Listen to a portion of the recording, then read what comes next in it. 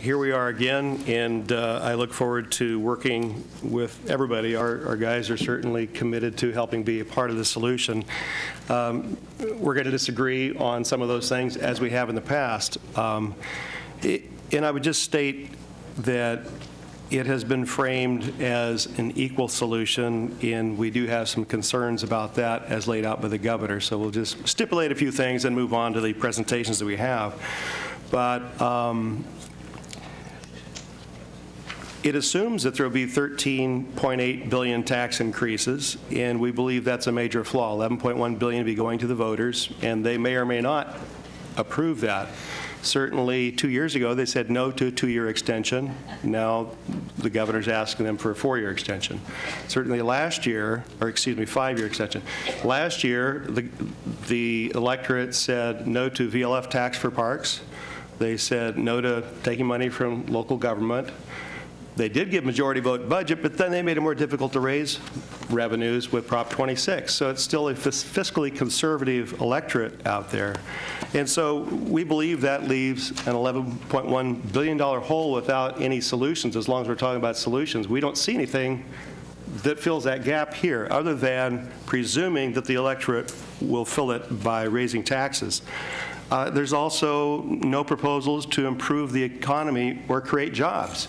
And yet our policies can have a dampening effect on the private sector, or it can have an encouraging, facilitating effect. And that's difficult to quantify. I understand there's not an algorithm out for that, but I certainly think that ought to be a component of what we look at as we're trying to find a way to not only make our existing resources go further, but if we could certainly generate more resources without having them to be directly taken out of someone's paycheck or from a point of sale or some other taxing mechanism, wouldn't that be a better way to approach this problem? And as we're talking about the problem,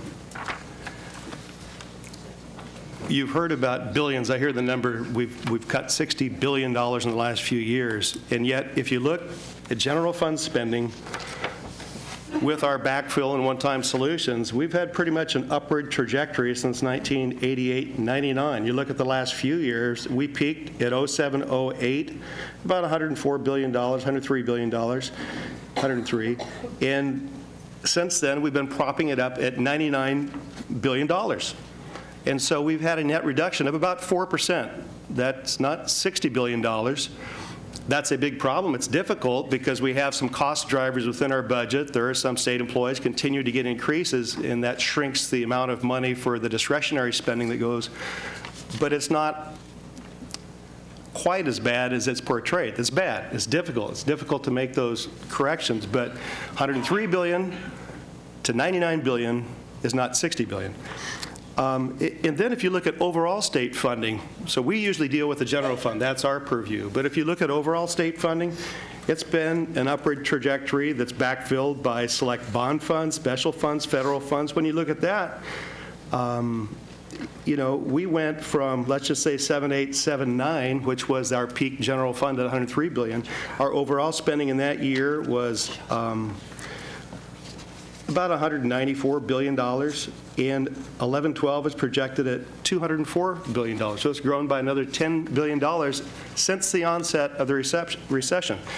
And so that underscores a fundamental problem. We have no appetite to shrink the growth of government here. In fact, the government has grown under many of our watch.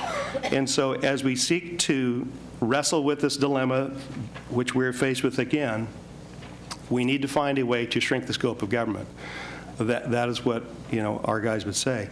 So while we define the problem as it is, we're a little reluctant to feel compelled to identify exact dollars if we don't like a particular cut, because we sat back here and advocated cuts last fall that were not enacted. Had they been enacted, we would be looking at an $11 billion problem. It was not easy last fall, but it's certainly a lot more difficult now. But we don't feel compelled to identify those solutions we've already identified and been rejected. In fact, we were on record, many of us, for voting for those. So we have challenges. We differ about the magnitude of the problem. We agree that we're solving for 26.4 right now. We, on our side, believe we need to shrink the scope of government. This is a good start. The governor has outlined some difficult choices. I commend him for that. I commend him for his dialogue with both sides, because we're all in this together. And we look forward to working with you to find those solutions, and I'm sure the voters of California are looking equally at that as well. Thank you very much.